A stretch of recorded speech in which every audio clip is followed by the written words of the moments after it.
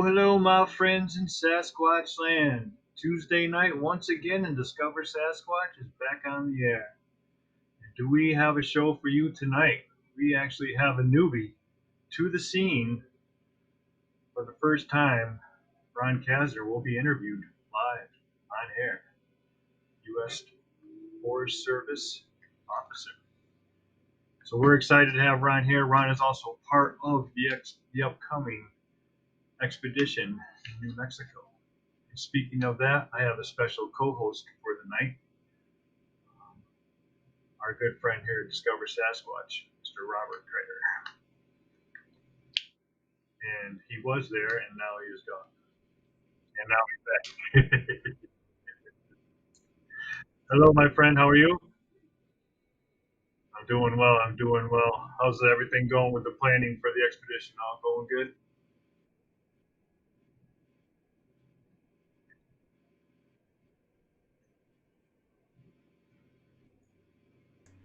I had to turn on some more audio there.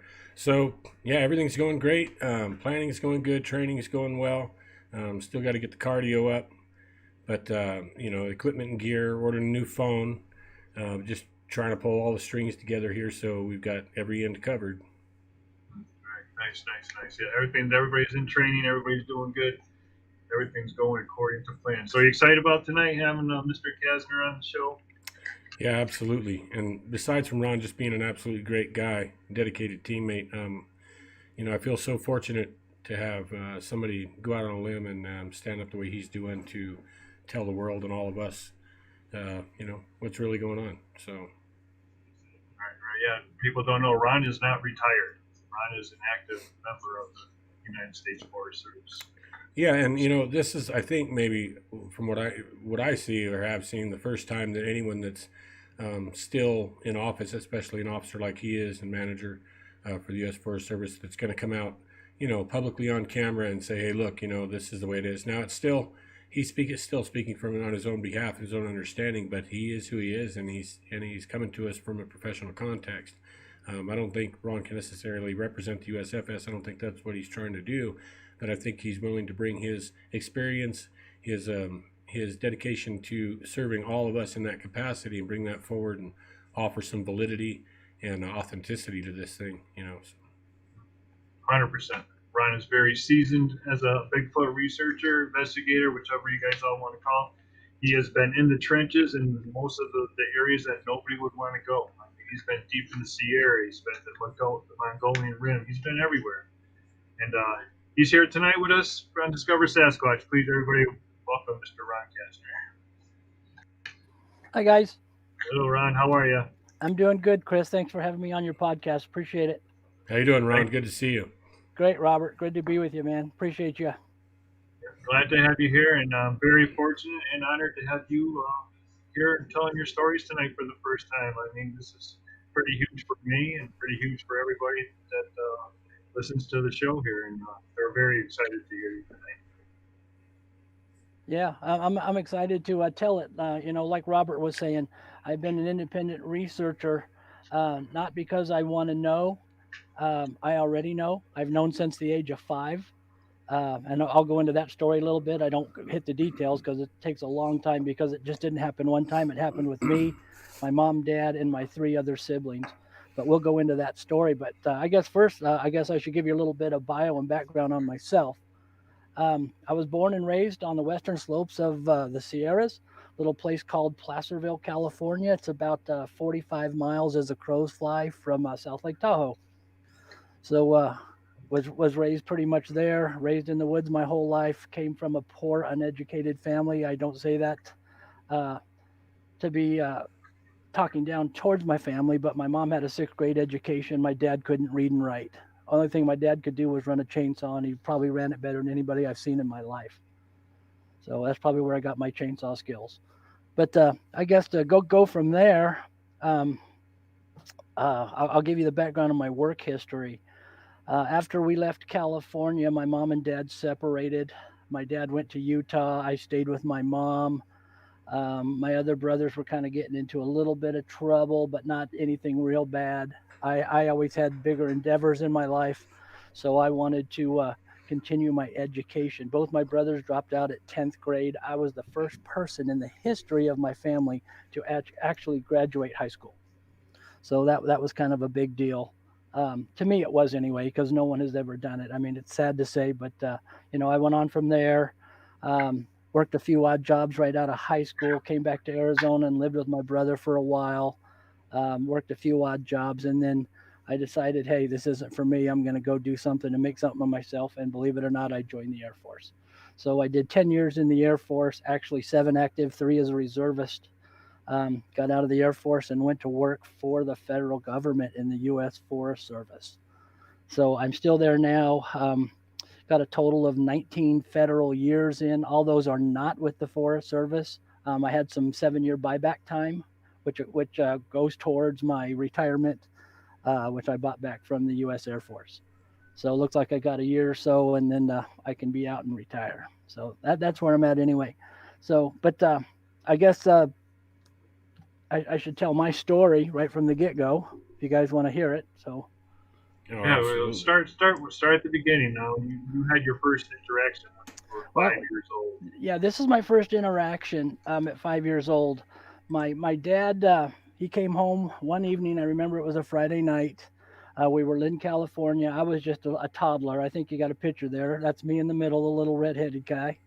That's my brother Joe Tim and my little sister Michelle. Both my other brothers are one's 2 years older, one's 1 year older. My dad, he said that he had a good opportunity to actually make some money during the summer, some real good money, more than what he was making setting chokers up in Pollock Pines, California. Um, but we had to actually go to Oregon for the summer. And us kids, we were really excited because we found out that once we were in Oregon, my dad was going to put us in one of those great big green family tents. And we all got to camp out in the forest for 3 years up in Oregon. And my dad said it was going to be beautiful and a creek and the whole 9 yards. And and it was. It actually was. But let me get in, I guess, to it wouldn't be my first sighting. It would be me and my two brothers' first sighting. When we got there, they were actually building the roads. And this I asked my dad. We were in Douglas County, which was in Oregon. I guess the closest town was Camas Valley, Oregon, and that's what he told me. He's passed now, so it's kind of hard to tell. But we've talked about it so much, on and off. But but anyway, what I want to get to is the first time when we got there, everything was beautiful. We set up a beautiful tent, had a beautiful camp spot. Good night. Sorry guys, that was my work partner. She's going home for the night. But we had a beautiful camp spot. Everything was really nice, and one thing led to another. And about the third day in, the rain came, and it was just crazy. And we were probably camped maybe 25, 30 yards from a beautiful stream. And it wasn't a big stream. It was a stream that was maybe 10 feet wide. And at the deepest, you could find some holes that were 6 or 7 feet, had a little bit of fish in it every now and then. But this is what happened. It rained probably for 2.5 days straight. And we were kids, as you can see in the picture. But when the rain finally let up, we had cabin fever or tent fever, you can call it. And us boys really wanted to get out and do some exploring because as soon as we got there, it was late May, and right after school was out. It was late May, and we wanted to play along the creek. I don't know. Water attracts everybody. Everybody wants to follow the creek. So anyway, the creek was actually swollen, and it was like chocolate milk. So what else do you do in the creek? We couldn't look for frogs. We couldn't look for snakes. We couldn't look for fish. So we decided, hey, let's have a boat race. Everybody grab their sticks like kids do, and everybody gets one. We all throw them in together, and we have a boat race, and we just race. And we never really even had a finish line. What was going on was we were all really watching our sticks float down the creek. And we kept getting farther and farther and farther away from the camp. And we probably followed our sticks for a good 30 to 45 minutes. And little did we know we were a half a mile, maybe 3/4 of a mile from camp because this water was running and some of the sticks would get caught in an eddy. Some of them would go on, then one would get out of the eddy and try to catch up, and we were just having a good time. Well, I'm focused on my stick. We're a long ways away, and I pass my two brothers. And I'm like, what's going on? And they just let their sticks go. My brother was wide eyed. My oldest brother, Joe, was wide eyed. And what we thought was we seen three bears. And they were all sitting down and they were kneeling at the edge of the creek. And this was a flat little area. It did have like maybe a 6-foot slope over on the north side of the creek, but they were on the same side of the creek as we were. But he stopped in his tracks. My brother stopped. I went farther. My brother yelled at me. And at that point, he goes, stop. There's three bears up there. They were all crouched down like you would crouch down if you were to scoop up water with your hands. And it looked like they were either digging or drinking. But at that point, you could see the age. I'm like, okay, well, that's cool. That's a bear. But it wasn't. We probably had a good, I'm going to say 20-second, 25-second good look at them. And these were actually probably 25 yards away. If I would have kept running with my stick, I probably would have got there in 30 seconds to a minute, depending on the water and if it got faster or slower. But they heard us. I mean, we were screaming with kids and go and yell and this whole thing, but they heard us and they never moved. So at that point, my brother runs up to me because I'm already five yards past him. He grabs me by the arm and he says, listen, we don't want to disturb them. They're bears. At that point, the big one stood up. And I'm going to say she was probably 7 feet tall. And I'm going to say she because she had mammary, she had boobs. I'll just say it. I'm sure it's okay on your show, but she did have boobs. But also the little ones were probably, I'm going to say one was about 4 foot tall and the other one was about maybe 4.5, 5 foot tall. They all stood up. They looked at us, every single one of us. And then the female actually, they call it samurai chatter now, but I don't remember it being a chatter. I remember it being a series of grunts, maybe a grunt and a pop or a click. But I remember the grunts distinctly. I remember the grunts. And at that point, when she did that, the two got right, one on each side of her, and they didn't hold hands or anything, but they walked off at a very, very brisk pace. And all they did was just go down the water. At that point, we were stunned. We're like, what did we just see? And my older brother said, oh, look at that. It's a family of monkeys. Maybe monkeys live in Oregon. My oldest brother was 7 years old. We didn't know. We were out in the middle of nowhere. They were building these roads as we went in. As they were logging, they actually built the road. And as the road got farther and deeper into this valley, we would move our tent up.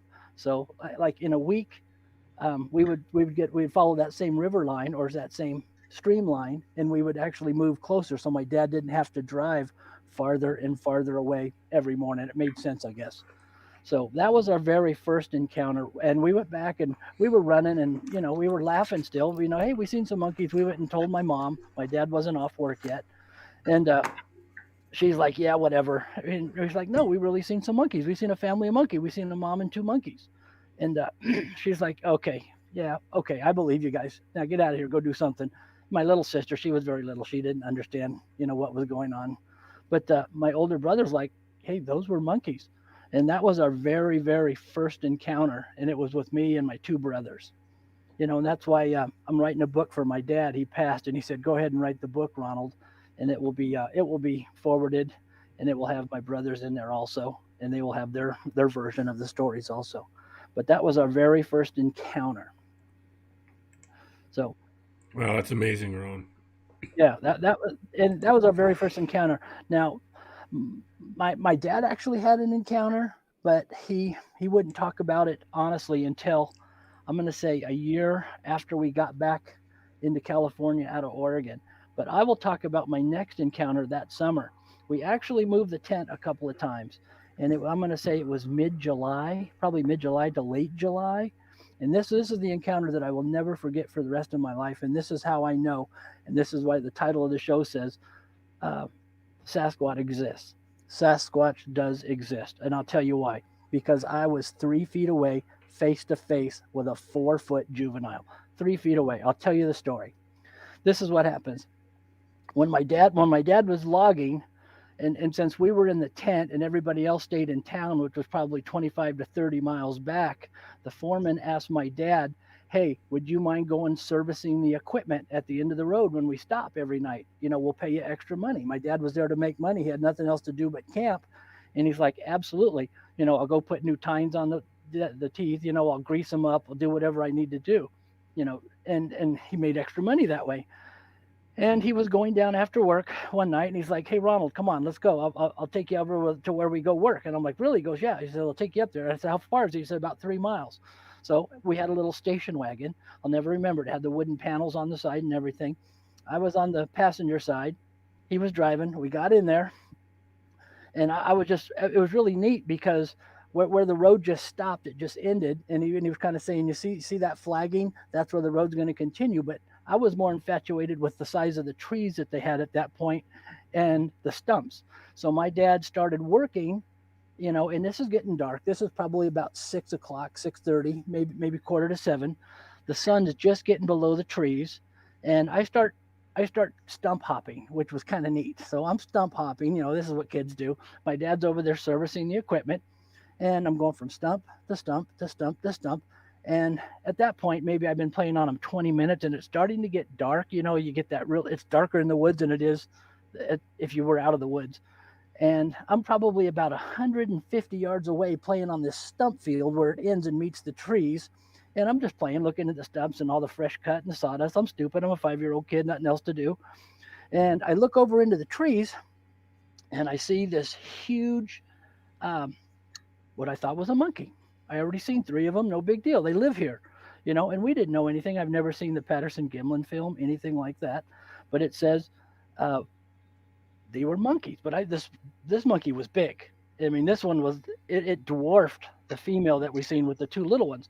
But it had a little one right next to it, and the little one was probably 3.5 to 4 feet tall. It was my size. It was like my size. It might have been maybe a half foot taller than me. But at that point, I'm looking, and I get a really good look at it because at this point, I'm going to tell you, I'm maybe 25 yards away, but I can see them really good. And they're right at the edge of the road that was just made, right where it stopped.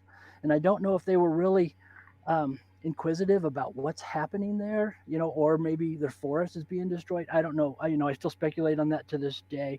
But this is what I remember, and I'll tell you to the best. And I haven't told too many. My brothers know it. I've told, maybe 10 people in my whole lifetime, and I'll come out and tell you guys because it's going to be in the book. This is it in a nutshell. I'm stump hopping. I see this big one. The big one scares me. This is big. Now this isn't a monkey. This is a monster at this point. This thing, I'm 5 years old. This thing looked like it was 10 foot tall. Probably was 8 foot, 8.5. To be realistic. But it had a little one next to it. At that point, it's getting dark. I'm still out there playing, and I stop and I kind of freeze, and I have a eye contact with the big one and the little one, and they're not moving. And then the big one actually comes out and steps onto the road, but the little one stays about 5 feet behind it. And he steps out on the road, and then I get a really good picture, and this is a male, and I get a really good picture, and I'm like, I'm gonna die. First thing you do, 5 years old, this is a monster. This isn't a monkey. This is King Kong coming to tear me in half. At that point, all I did is I go into what I guess fight or flight is what it is. It's fight or flight. I can't fight the thing. The thing could tear me in half. It could throw me up in one of the tops of the trees if it wanted to. I can't outrun it. It's closer to me than to where I am at my dad. I'm 150 yards away at this point, and I'm up around a bend a little bit playing on the stumps. But I want to run, but my legs won't run. That's the weirdest thing about it. So all I did was I crouched down behind the stump, and I'm like, maybe it didn't see me, but I know it seen me because we had eye contact. And this was probably from about 25 yards, maybe 20 yards when he moved a little closer. And I don't know if he was curious about me, but he actually grunted a few times, and I heard the footsteps at that point. And I actually put my back to him. I turned around, put my back behind the stump. And these stumps, when they left them, they were probably 2.5, 3 foot tall.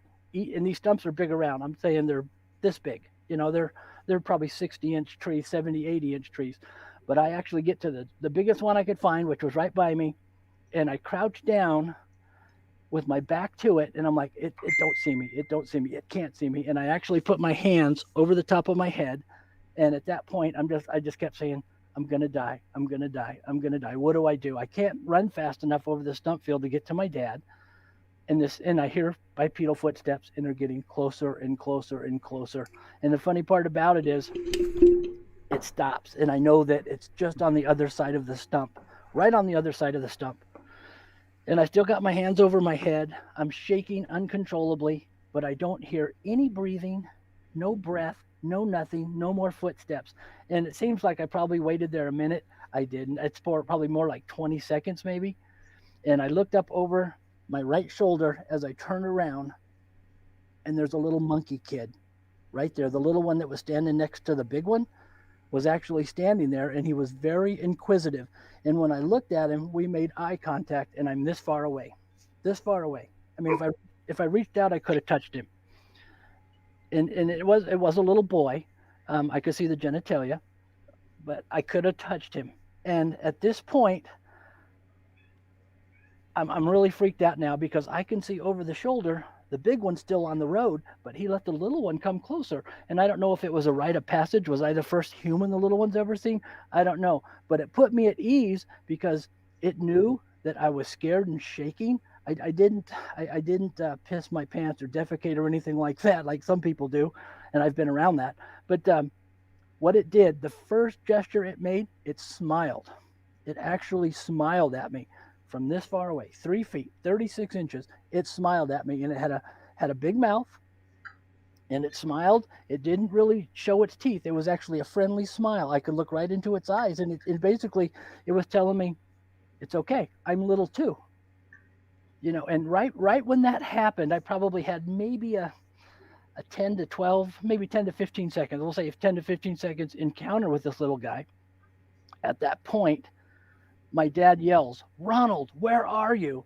And as soon as that happened, the big one blah, blah, blah, blah, blah, did whatever he did, and the little one took off. I mean, like it didn't drop to all fours like everybody says.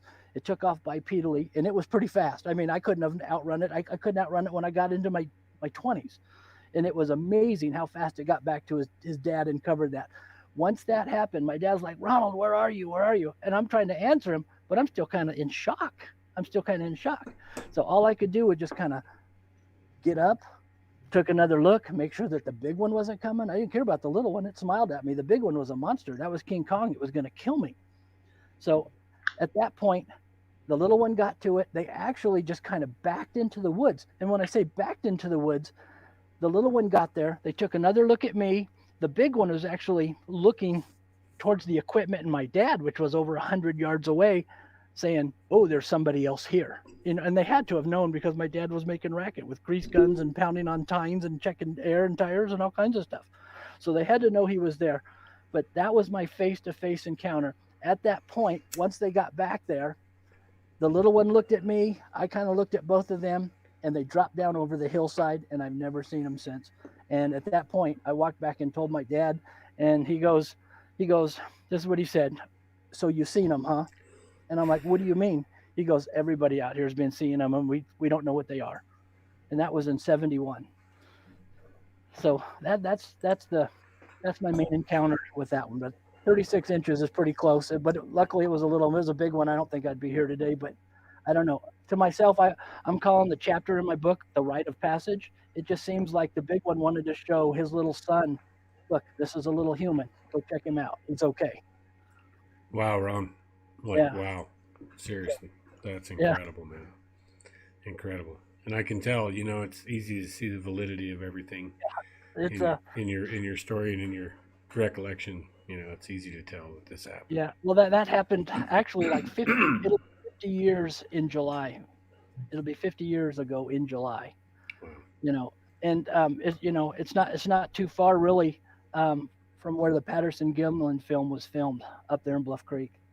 So which was kind of neat. So, and I didn't see the Patterson-Gimlin film honestly until I was probably maybe 12, 13 years old.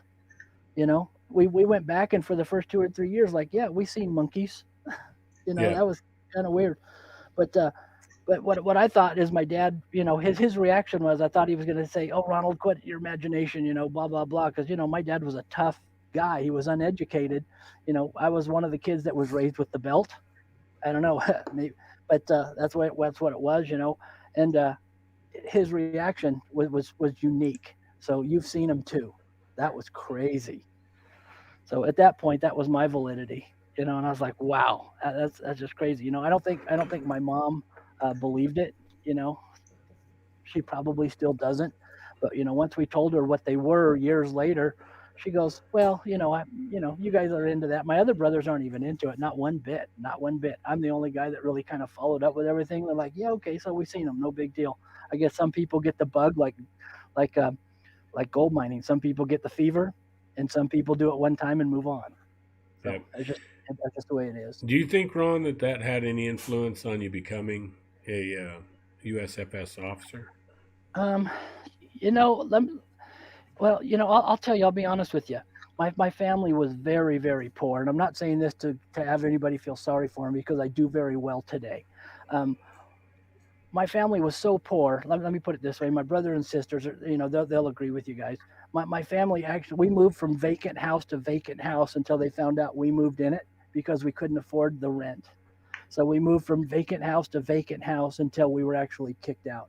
And then when we were kicked out, we would be sleeping out of our station wagon for a while, and then um, we would find another vacant house. And I didn't know they were vacant houses until my mom told me, later on after high school. She was like, "Hey, we moved from house to house," and I was like, "Well, why did we move so many times? When I was a kid." And that's just the way it was. Um, you know, I, I'm drawn. I'm drawn to the woods, and it's because I lived there pretty much my whole entire life. I'm drawn to the woods, but everybody else had a childhood. Hey, I got a skateboard. Hey, I got a bike. I mean, I went to school. I remember going to school in the fourth grade. I had no shoes, and I said, "Mom, it's cold. What do I do?" She said, "Get on the bus, and as soon as you get to school, go to the Lost and Found. You'll find something." That's how poor we were, Hmm. you know. And we were the what do you call it? We were the welfare kids. Everybody knew we were the welfare kids. I mean, even we got the free lunches, we got the free milk, and stuff like that. But to get back to your question, Robert, the reason I became a Forest Service officer is when my dad would get off work, or he would he would say, "Hey, Ronald, I want you to go up to the reservoir, or I want you to go to the river, and I want you to get us some fish." And it wasn't just because I liked to fish; I had to fish because we needed to eat as a family. I would catch crawdads. We would eat frog legs. I mean, we grew our own garden. We had squash, we had cherry tomatoes, we had corn. So my mom knew how to do that very well, things like that. But we still needed protein and substance. And my dad was like, "Hey, if you guys can get a rabbit, take the 22, go get a rabbit." Me, I was good at the fishing. I could actually go and fill a pillowcase full of fish, and that's what I do. Today in my spare time, I'm a professional fishing guide, and I've been doing that for a long time, and uh, and that's what I like to do. That's my love, other than being an independent researcher. And I'm not out to prove the existence. I know they exist for a fact. I'm out to find out what are they, why are they here, how did they come down and be part of us without us figuring it out? How can they be so big and so elusive? And these things they're not monkeys. They're not apes. I don't care what anybody says. They are a clan of people. They are people. They have the ability to reason, probably better than us. And I'm absolutely positive they got to be better than anybody in the woods than we've ever heard of. They just have to. There's no way to live out there. I've lived that life. It is tough. Very, very, very, very tough. Yeah. So, but to answer your question, Robert, it was a necessity for my family. We had to go pick the wild berries. We had to go get the fish. I mean, we were poor. We were poor. We went through the what do I want to say? The recession of the '70s that was so bad. That was so tough. And honestly, my dad said, "Ronald, if it wasn't for you catching all those fish, I don't think we would have made it as a family." And we were a broken family. My dad left a couple of times, left us all a couple of times, and left my mom to fend for us. It was tough. We were living off the state forever, but that's a whole different story. But they were back together. So Well, what? I'd like to say that was an amazing story. I mean, I felt like I was in the woods with you when you were telling that story. So Yeah, it's well that isn't the only encounter. We had one more encounter, and my dad had one which he didn't speak of for a while. And did I I lose? got one question for you before you go on a little bit further. Sure. Do you think that was the one that you just had that interaction with in the stump yard was one of the ones you guys seen the year before in the street in the stream? Well, it wasn't the year before. It was a couple weeks before. That was Oh, right. it That was right when we wasn't got there. here. It wasn't the year before. It was all the summer of '71. And it could have been. Um, at that point, it was just a monkey to me. And it could have been. But when I got a close up, the distinctness in the face, I'll never forget, ever forget. Matter of fact, I don't know if it would be dead today, but if I ever got face to face with one and it's 9.5, 10 foot tall, I'm sure it would say, "Hey, I remember you too." So, and maybe I'm looking for that. I don't know. I spent a lot of time in the Sierras by myself. I spent a lot of time with some groups out there. Maybe that's what I'm looking for. Maybe I want to rekindle a relationship that we started. I don't know. It's just me being strange. But for some reason, it's like, hey, I want to see you again. I want to see you again. So, but I think back then, looking at it, it was easy. I think it was easy to actually encounter them back in the late '60s, early '70s. I think a lot of people weren't looking at them. A lot of people weren't doing the woods thing. Of course, we didn't have as many people as we have today. So I think they're really dropping back and getting deep into their environments now. And if you want to have an encounter, if it's not a chance encounter on a roadside in a car or just something that by happenstance, you need to get deep. You need to get deep into the woods. I think they're going back and civilization's pushing them out. Yeah, I agree. I also think that their population is expanding as we ourselves are pushed largely off the land as well. So, Yeah, I agree with you. yeah, Yep. there couldn't be less people geographically spread across the country um, than more than now. I mean, there was always someone in every canyon. Someone was going up and down every draw, every wash, like we were doing, Ron. I mean, even in the '60s, that your lifestyle you describe wasn't necessarily uncommon. There were millions of people living the same way. They just were not the ones on camera, so it's not the ones we see. But certainly that was a majority of the population, and so and it was an entirely different world, And so Correct. procuring, resources was everywhere, and then they've literally been like a magnet drawing people toward the city centers and major metropolitan zones, and which has left most of these areas now largely abandoned. I mean, you can hike anywhere and see abandoned homesteads, for instance.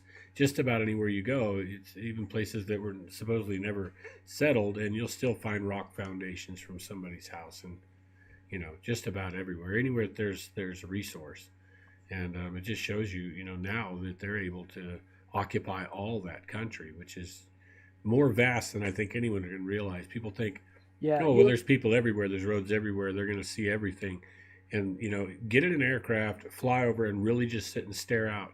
You'll really realize that 99 or 98, 99% of everything is completely abandoned out there, and that there's mass stretches with no roads, no accesses, no cities, no towns. People just don't realize it's there. So yeah, people always tend to find or use the easiest route. I've noticed that. And there's not a lot of hikers that say, "Hey, I'm going to the top of that mountain, but I'm going to use the switchbacks." There is one out of maybe 5,000 hikers that says, "I'm not using the switchbacks. I'm going that way because no one's been that way."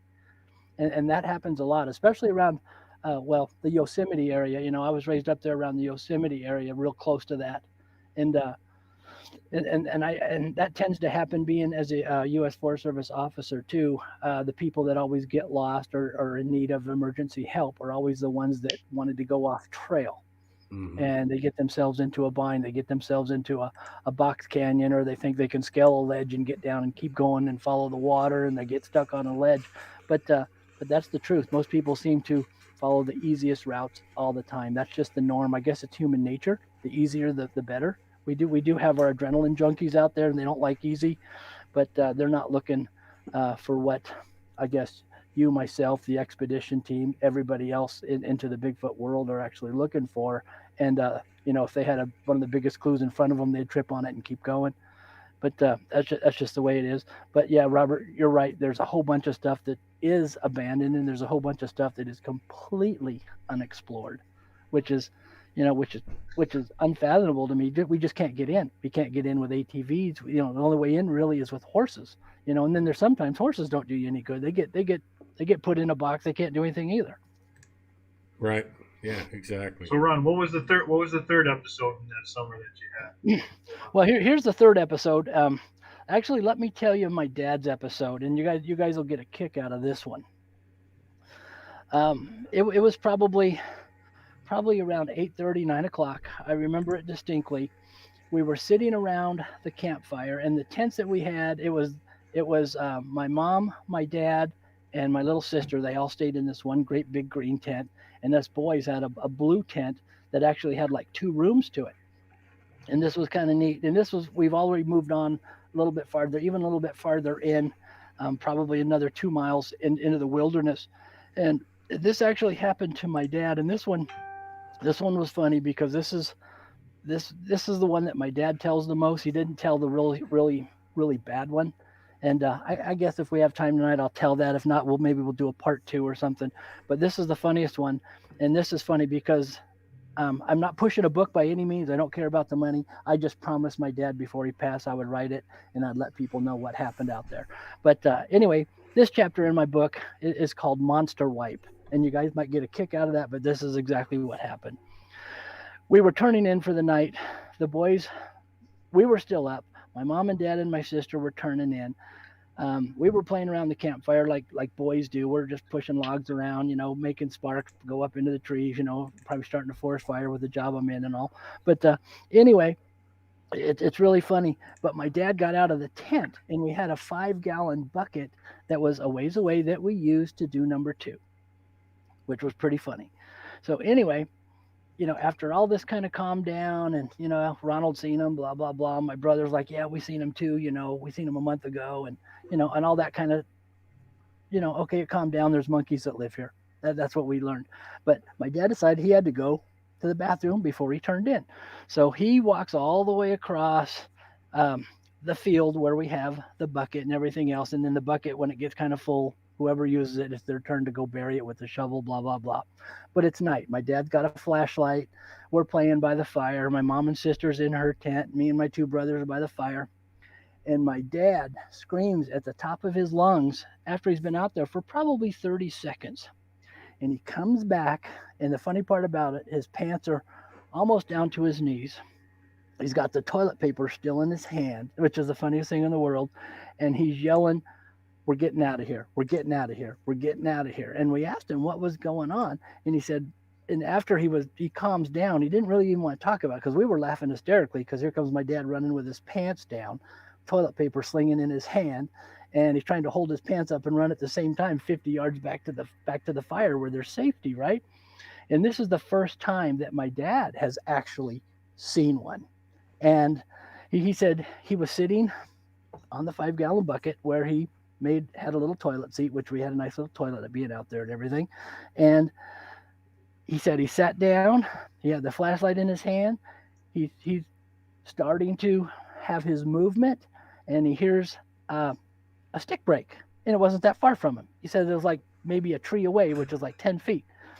He shines the light, and he sees a knee, a hairy knee, and he freaked out. And the first thing he thought was bear, but it said when he shined it up, the head was leaning out, watching him go to the bathroom, and all he did never made a sound.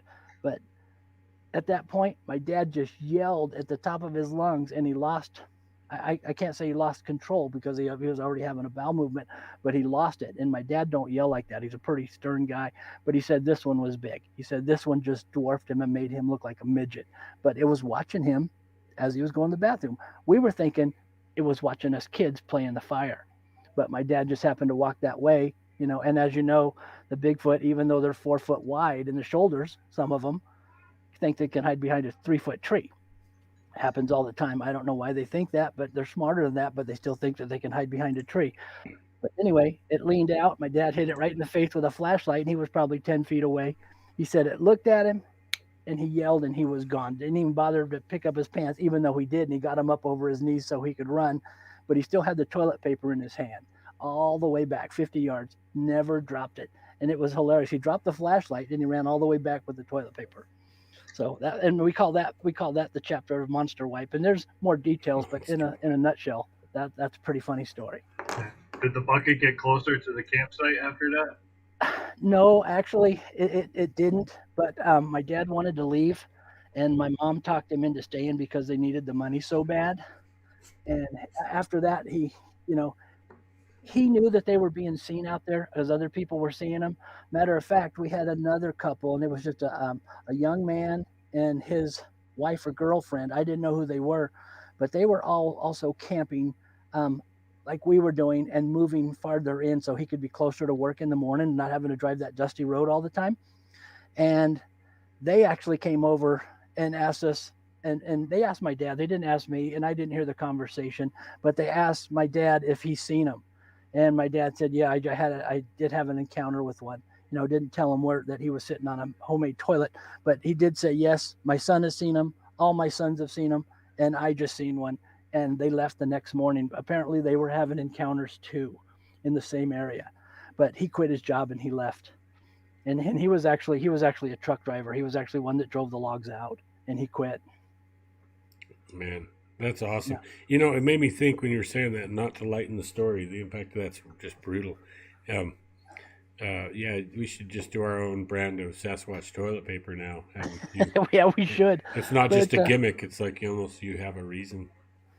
yeah, well, I remember growing up, we used to tell my dad, "Hey, tell him the monster wipe story. Tell him the monster wipe Hmm. story," and that's where I got the name of the chapter is Monster Wipe, which is it's hilarious. Yeah, You know, a catchy name's half the battle with a product, it and you've already got it that with is a story to go with it. So, right. what do you Yeah. expect? So, but anyway, that at that point, my dad did want to leave. He really got close to one. It wasn't aggressive. It didn't howl. It didn't click. It didn't pop. It didn't moan. It didn't do anything. It just watched. And when he caught the knee, he said there was so much hair on the knee. He called it fur. We all know it's hair now. But he says when he caught the knee, he thought it might have been the ass end of a bear. That's how big it was at the tree. So at that point, he just took the flashlight straight up. Can you guys hear me? I don't know if my sound came off. No, you're Oh, good. you're You're good. good. Okay, but he said the flashlight came straight up, and this thing was actually leaning out, looking at him. So when he popped it in the face with the flashlight, my dad said he don't even remember if it turned because of the light that hit him in the face, but he just yelled at the top, and we heard him. I was like, "What's going on over there?" And here comes my dad. I mean, and at that point he could run pretty good. He was probably in his 30s. So, but that was a pretty funny story. But that was my dad's encounter. He did want to leave. He was visibly shaken, and my dad was a stern, strong man, and nothing really shook him. I mean, when you're our age, your dad is your rock. And if dad wasn't out there, we wouldn't be out there, kind of thing. But with dad's there, nothing's gonna hurt us. But when we seen how visibly shaken he was, he wanted to leave. He wanted to pack up. And it's like, we're out of here. I don't know what that thing is. We're out of here. That thing's big. Hmm. All I can remember is just like it's big, it's big, it's big. And once he got settled down, my mom conned him into it. That was a Friday night. He had the whole weekend to figure out whether he was going to stay or go. And us kids, we didn't know what was going on at that point. My dad was scared. We were kind of scared too. Like, well, they've never hurt us. What are they going to do? They're just there. And at that point, got to remember, my mom and dad aren't educated. We were young kids, so we just thought, hey, they're just monkeys. There's monkeys in this state. That's kind of neat. you know. But once we got older, we figured out, hey, they're not monkeys. So, Hmm. but that was a pretty neat little summer of '71 for our family. That was for sure. My dad had one more encounter he didn't talk of for a long, long time. We did stay. I'll go into it real quick. We did stay, and he was actually going back to the equipment to make some extra money. And he said he was up on top of one, and he was doing some greasing up on top of a big cat.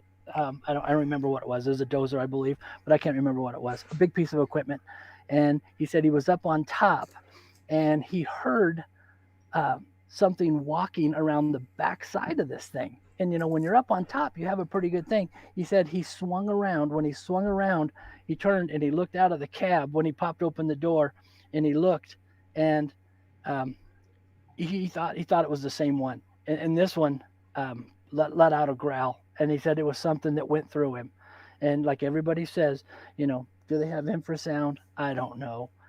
I believe they do. I believe lions and whales and everybody have the ability to hit a frequency that can actually stun their prey. I think these guys can do the same thing, whether they're trying to stun you or not. I think they're letting you know how powerful they can be. And this happened to my dad. So he either got hit with infrasound or he was so close to the the growl or the moan. He said it was ear deafening. He couldn't believe that we didn't hear it back at camp. But he said from there he ran to the station wagon and he just dropped everything and he went back. And I'll remember after that we actually left Oregon in 2 days after that. My dad said he had enough. He couldn't deal with them. So it shook him. Visibly something happened. He still never told us exactly what happened other than he was very close to it and this one was angry. So whether it was angry at the equipment tearing up its forest or and blaming it on my dad while he was out there by himself with nothing but a grease gun and a few tools, I don't know. So, but my dad was visibly shaken from then on, and it's kind of funny because that's the only thing he knew how to do, and we needed the money as a poor family, but it took him a long time to go back and get another job in the woods. But when he did, it was always around, Placerville, Pollock Pines, Lake Tahoe, El Dorado, that area, and it was always he took the closest jobs to town. He didn't want to go out and make roads to go get to a site to cut some trees that were tagged. So pretty crazy. But that was my dad. He never really told us exactly what happened, other than the yell was so loud that he could feel it vibrate through his body. That's exactly what he said. So it was crazy. So I think it scared him enough to quit the job, and we needed the money. So, but that was our summer of '71. So Got a quick question for you, Ron, sure, Chris. from Flat Rock. Why do government officials deny these creatures? Mostly from folks just looking for answers or help from what they've seen? You Or know, I knew these questions were coming. I was Um, just going to say you had to know this one would oh pop no, up. they're coming. I'll be honest with you guys. I've been on numerous fires, and I do a lot of what they call Sec One, Sec Two, which is security. We work 24/7 for 2 weeks straight on these fires, and sometimes we're out in the middle of nowhere. But I have the luxury of knowing what some of those other guys don't know, and I ask the questions myself. I'm not I'm not in Washington D.C. The people I work with, I've probably met 10 Forest Service people that say, "Yeah, I've had an encounter." So what? They're there. I don't know the answer to that other than um, maybe it's going to change the whole structure of the way we do things in recreation. Maybe like the spotted owl situation we had in the 70s when all lumber shut down. If that happens today, uh, we're turned on our heads now. We rely on lumber so much right now that it's unfathomable. We couldn't shut down the national parks. Could you imagine? The national parks. Yeah, it gives us a lot of revenue, but could you imagine if the government came out and said, yes, these things are out there. And they Yeah. actually did it. They actually did it one time, and I still have the booklet.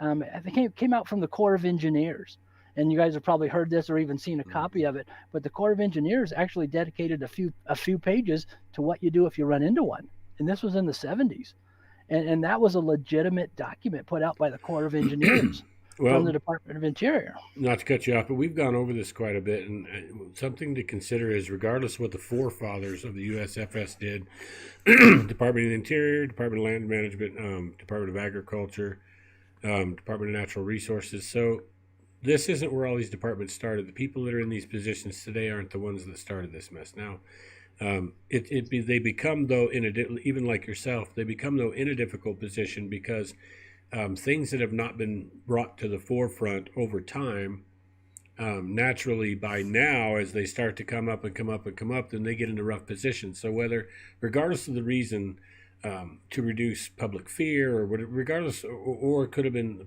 much more sinister or innocent, it doesn't matter. Regardless of the reason that they didn't confront or come forward with this information, at this point now they're stuck with the fact that they didn't for decades. And so then what do you do? Because now you're either going to show yourself as either being dishonest, unethical, or at then the most incompetent. So if you say we didn't know anything about it, well, academia, USFS, which is under the Department of Agriculture, but all the above, BLM, everybody would know something. They would know. They would know that there was something out there that's not been And discovered or whatever. And then it becomes a liability at one point to say, well, why didn't you warn people? There's obviously been a lot of things happen out there that are unexplained. This should have been considered as a potential factor in those investigations, or whatever, or at least be a potential danger to when we're all being invited into what we declare public lands because they're being managed. If they weren't being managed, then it'd be just okay, just go out there at your own risk, whatever eats you, eats you. But because they're being managed, we look to these authorities as someone that will answer our questions and has our concerns and safety in mind. So whether or not they do, which I totally believe they do, at this point they become in where they've adopted this quiet attitude about these things that exist out there. They've adopted this in a sense when we consider agencies generationally through the agency. So now it's not really up to these people who are presently in office to suck up and absorb what would occur if they come forward. But that's what's going to happen. That's how the public is. The public tends to just turn around and strike at whatever entity's there to receive the blow. And unfortunately, those in those positions now, where they're stuck between a rock and a hard spot. Where do you go? So it just basically has to do organically, like what's happening right now. This is it. We're watching. This is how would it happen. This is how it happens. It does so in a way. I'm certainly, Ron, I don't mean to speak for you, but I don't believe that you're trying to represent the entirety of the USFS or them. no, You're representing I'm yourself not. and your position, and that's how it's going to happen right there. So, Yeah, I'm in that position, but I have had the luxury of being on site on fires, doing security management, to actually talk to some of these people. And these people that we hire, like when we go on a big fire, like over in California, up in Alaska, things like that. When you go on that, in the briefings, I get to ask the guys, "Hey, have you guys ever seen anything like this?" And it's funny because I'll get that look, and I'll get that look of it's a look of dismay. Did you really ask me that? And then they laugh it off or shrug it off. But then they'll pull up to my truck at 2:30 in the morning when I'm out in the middle and say, "Hey, Ron, I'm going to answer that, but let's be off the record." mm-hmm. And then I get their stories. I mean, I could write 100 books on their stories.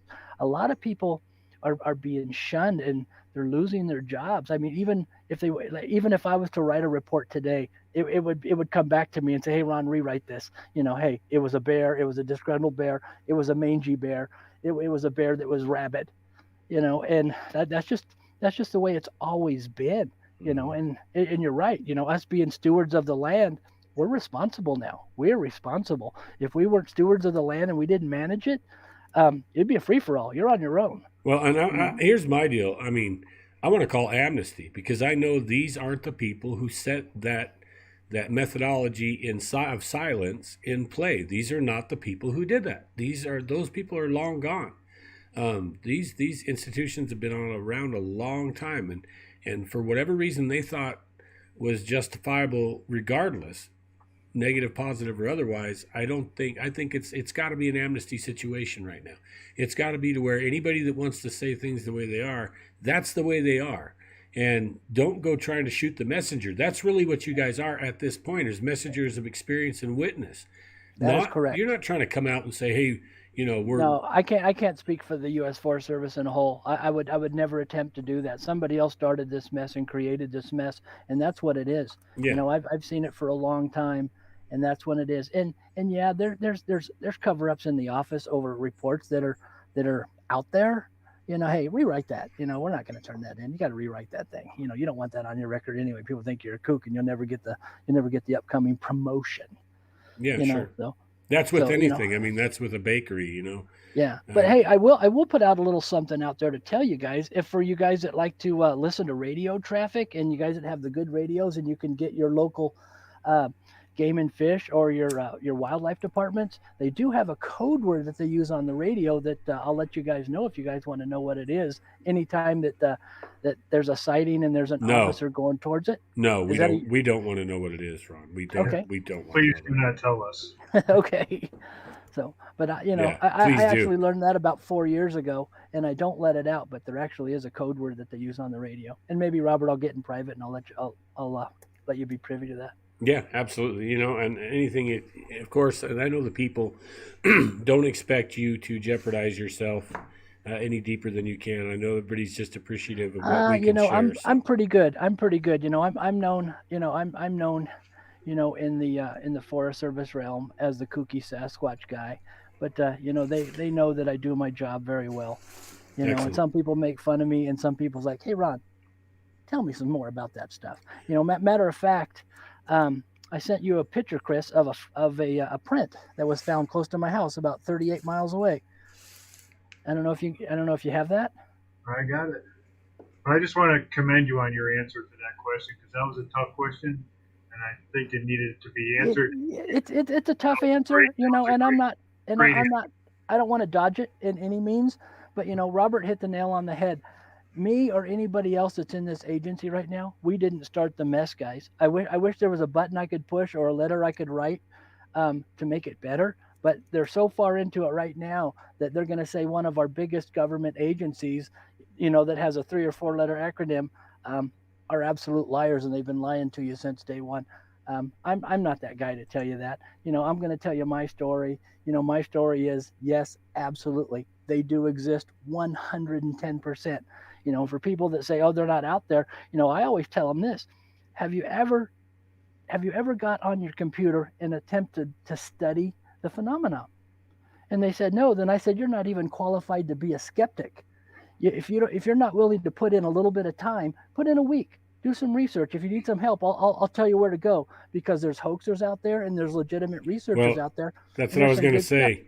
Not to cut you off, that they're almost hardly to blame because even myself, when I go do a search and I go put Bigfoot, I do all kinds of research in the demographic. I do tons, not just in the field.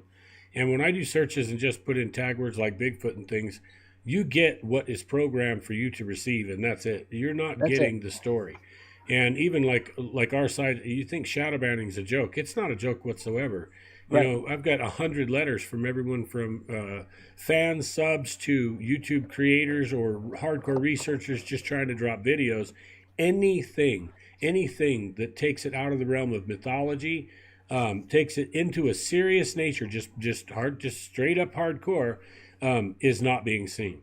And when you do a search, you're not just going to get that reported to you. You actually have to dig under the rug. You can't lift the rug to look. You've got to get under there and really dig. It's to find anything less. So I don't blame anyone. It's difficult in the free system to blame anybody for any of it, other than that there is an actual shadow banning effort going on, that promotes. When you look at the search results, or you just go on YouTube and don't sign into your own account or anything like that, and just see what pops up like as a guest in a situation. It'll blow your mind because everything that pops up there is 5 million, 8 million, 25 million, 50 million views, and it's all just absolute brain dead material. When there Correct. is tremendous amount of beautiful, wondrous, deep, thought inspiring, intellectual, all the way to the unknown world that's got all those qualities that are out there that never, ever, ever show up on those generic searches. And we're talking to a worldwide audience. When you've got billions of people collectively over time viewing and ending up seeing videos, and then someone has, in a specific genre, it shouldn't matter what the genre is really, with that type of viewer base, and you have several thousand views after 10 years. That is absolutely statistically impossible, because it wouldn't matter how obscure your interests are. There are hundreds of thousands of people globally that are into that as well, and with any true search engine, they would automatically be filtered towards you, not away from you. And so even with this, Ron, I'll be honest with you, this is probably the largest news in Bigfooting. There's been a lot of vets, and in the past we've worked with USFS, even in the field, that could not come forward, and that how that works, and none of these guys really even wanted to when they were on the job, because they didn't even want to get rumor of it because it would just cause them grief. Correct. Some And of them. let me touch on that a little bit, Robert. Go Not to ahead. cut you off at No, anything, please but do. let me touch on that a little bit. Um, our upcoming expedition, I was very outgoing, trying to contact you and see if I could get on this expedition. I think everybody knows the reason why. I just like your methodology and your approach to the way you approach the subject. But that being said, once you and I got talking, and you told me what was going on up in the expedition area with me not naming any references to the area or anything like that, me being in the position I'm in, I mean, a few pushes of a button and a phone call, and I can verify some things you told me. And I'm going to go ahead and reiterate that right now, if you don't mind. Robert told me that the U.S. Forest Service has actually cut off some trails up in the expedition area that we will be attending, and that there is no longer any overnight camping. So anytime there is a forest closure, there is paperwork to be followed. Well, I followed that paperwork, and Robert was right. Not only did I follow up with the paperwork, but I talked with one of the wilderness rangers in the district which we will be going, and Robert was right. They actually changed some mapping, so the trails have disappeared. But what really got my attention and really got me going, and I had to get on this expedition, is what they call a purpose of closure. We have to have a purpose of closure, and that's basically for the public need. Why did you close it? That's my favorite camping area, right? Why did you close it? It's like we have flash floods here, and we closed down a lot of areas because we actually had two deaths that got rolled up in a tent last summer, and we've closed some areas that actually flash flood during the monsoon season. People don't like it, but it happens. But the purpose of closure, it read this. This is basically what it said, and I actually had it here on my desk. I probably took it home, but the closure actually said that they did not want human reaction with an evasive species. Now that makes no sense because we can let people go everywhere else with bobcat, elk, bear, um, wolverines, anything like that. We'll let them go into the national parks, and that really piqued my interest for what Robert said. And once Robert said that so many people went missing in this area, he's absolutely right. Those people did go missing in that area. So now I am very, very interested and piqued at what's Ron, going on I with the want to lodge. jump in, and I want to also, before we go too far away from that quote, I want to repeat the quote from when we did our research for Oxford and the Museum of Zoology in Lausanne, Switzerland, and got them their specimens, which are still out there. People need to ask why in the world those haven't been made public. When we were doing that work, we went into a lower area on the same range, and I know you're aware that I told you that they had closed that area, and basically after local news first did a big special on us, then they chopped the special down, took everything out because heads of the studio said it was going to scare the public, blah blah blah blah. But then the USFS actually closed that area, so based on a special investigation and special story with a news and it's network news, that they had responded, and that's kind of working behind the scenes in a sense to handle a situation without making any of this the public aware. And I want to quote the reason for that closure, and then I'd like you to again quote that one, because it's funny because they come off the same mountain range. They come from, I think, two different managed districts actually, though. Because one's considered wilderness and the other is considered national forest, Right. I believe. Yeah, I know both districts. Yeah. So, but Actually, two agencies, not districts. yeah. Okay. There you go. So, but the wording was to reduce, and this is their reason, to reduce potential adverse interactions between humans and rare and sensitive species. Now, my point was in a report like that or anything like that, all the species have a number and they have a reference number, especially rare species are treated differently. And there was no number or reference to what the hell they're talking about. And rare and sensitive species, we don't have any in that area. So if there's not been one declared that's being actively protected and established by Department of Agriculture USFS, then what are they just arbitrarily making up that they're going to reduce what they called adverse interaction? Now, there's one thing with spotted owl, it's to reduce the effect upon that species by humans, but not to reduce an interaction or reduce some type of danger to the human. So Right. what in the world were they talking about? Since they couldn't list it and they're using wording like that. Now, to reduce potential adverse interaction between humans and rare and sensitive species. Now, go ahead and say your quote one more time. Well, that's a general and all-encompassing purpose, and it worked for a lot of things. But if the public pushes, they can actually ask for that. But the one that we said is, well, the district that I called said their purpose for the closure was to basically limit human interaction with an invasive species. Yeah, right. So in both ways, It's the same. it's the same. What in the world are they talking about? These are two Yeah, different agencies on the same range, both areas closed arbitrarily without a proper record of closure. Even though that on the first area I was talking to, I got to see the closure map. We actually have that map. And right. I don't want to give it out because it's going to give away this research area, and people don't Correct. need to be crawling around. And the main reason is it's not intimidated of other people come to my research zone.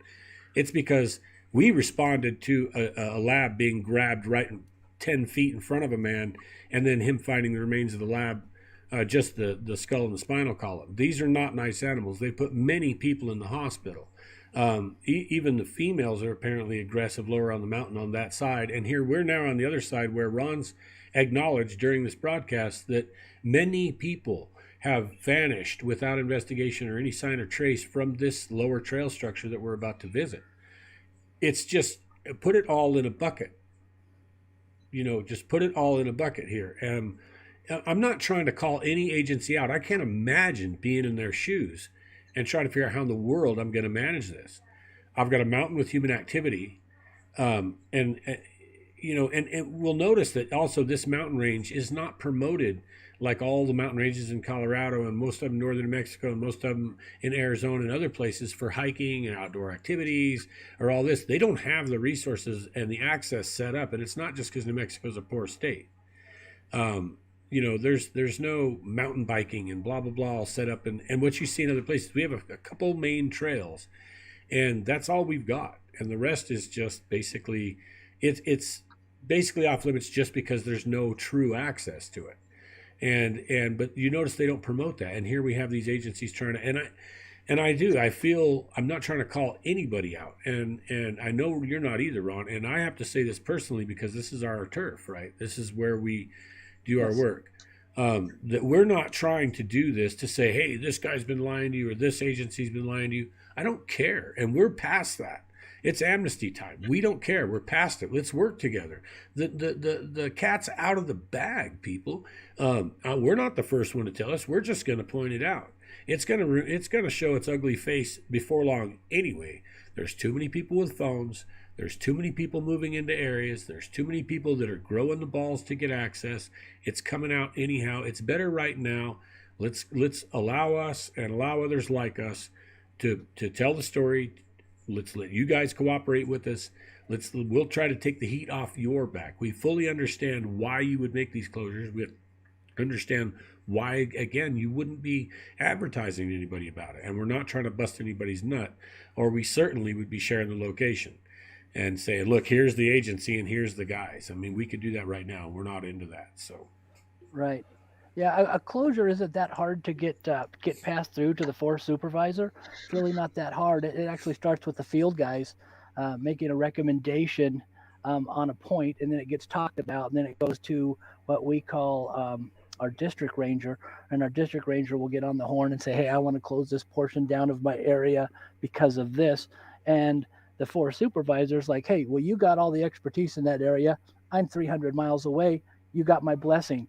Send it over. I'll robo sign it, and then we'll print it up and put out the signs, and it's closed." It's fairly simple to do. With that being said, I'm intrigued after being in this business for a long time to see what happens up there at the expedition kill zone. I'm very intrigued because I've never seen a closure go through like that with the purpose of the closure stated the way it's stated. Unbelievable, actually. I've never seen it like that. well, So, I'll tell you what. I know guys that know the cutting crew that used to clear that lower trail or attempt to clear it, and it was fruitless. Um, they basically said that it wouldn't matter how often they cut it. They could go back a week and there'd be a dozen trees, or they go back the next day and there's a dozen trees. So every time they cut and they have to chainsaw the trail out. This is 5 guys, 3 chainsaws, 1 supervisor, and then 1 guy, I guess it's whoever he is, Forest Service, actual just officer, ranger, whatever he is, that right. goes with them. and they go in a group. And we were told by one of the cutters that they run those guys like they're a military party in a sense. No one goes outside. They all stay together and cut as a group. One guy doesn't walk up trail and go over here and go over here like is normal and go clear a trail. They all progress through this place as a group with saws doing their business, and they all stay together, and then they all leave the same way, and they're always out long before dark. So like they'd said, we have very little time to even cut. And so clearing that trail for them was that way, and they obviously knew something was up. And he said they were scared. He said both their supervisor and then the normal officer that would go in with them was scared. And when we came out of the lodge area following that blood trail in our videos and stuff, and then we talked to the USFS guy in that, you can see the fear come up in him during the conversation. He's not scared in one area, but he's very scared in another area. And it's geographically, it's only so many miles away. And it tells you something about that there's a border there. There's an area that's not the same as everything else that even they fear. And what made me want to bring that up is you were curious as, hey, how's it going to be when we go in there? And in an official aspect, I seriously don't think we'd ever have to worry about anybody because they're not going in there.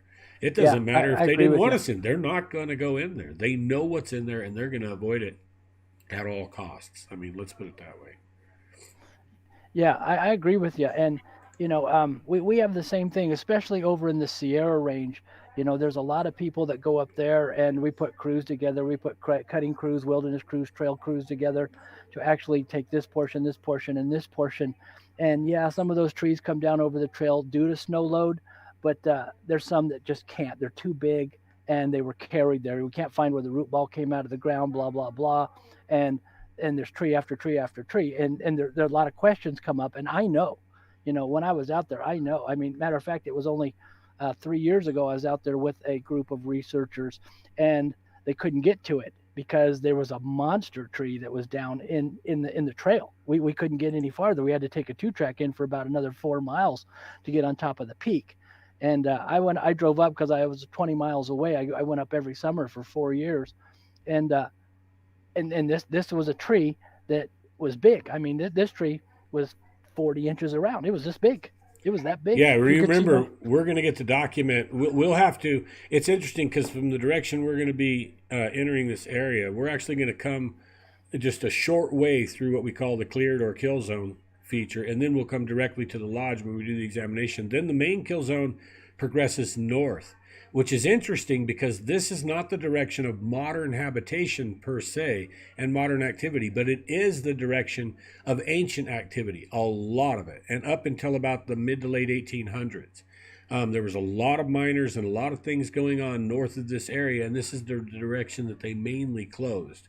But at the very north end of that is a tree just like what you described, except bigger. I mean, That's what we want to see. That's what we're going to go look at. And I'm confident it'll still be there because you're not going to move it. A skidder wouldn't move it. A skidder's back wheels come off the ground and it just sit there. It's not moving this tree. You would have to cut it, and and all they do is cut enough for a walking trail anyway. They normally don't cut them out too wide. Yeah, they had to cut around the root ball on this one because they set it in the trail. And it's the root ball's 12 foot tall with the dirt and roots and everything. It's the tree's a good 30 inches across, not around. And so it's probably 110 foot tree. And, how much a tree like that would weigh in the thousands of pounds collectively, plus just we don't even figure out. It's just mind blowing, So, but we're going to hopefully we'll get to document that same thing. Yeah. Chris, you have anybody in the audience that has a question about the expedition or something that maybe Robert could answer, or a question for me?